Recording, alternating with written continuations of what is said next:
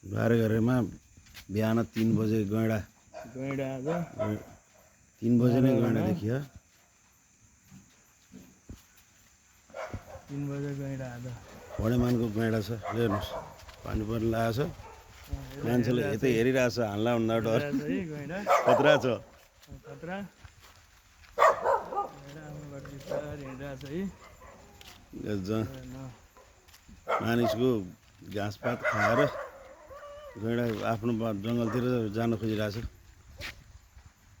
यताबाट कुरेर बसेको गैँडा उताबाट धन्दै हामी यहाँ छिमेकीको बुवा बितेर कुरेर बसेका थियौँ। बाटोमा बस्दा बस्दै अचानक गैँडा आएर भाग्नुपर्ने कन्डिसन आयो। उसको वासस्थानतिर जाँदैछ, जङ्गलतिर। त्यो मान्छेलाई देखेर त्यहाँ छिरेर चाहिँ कि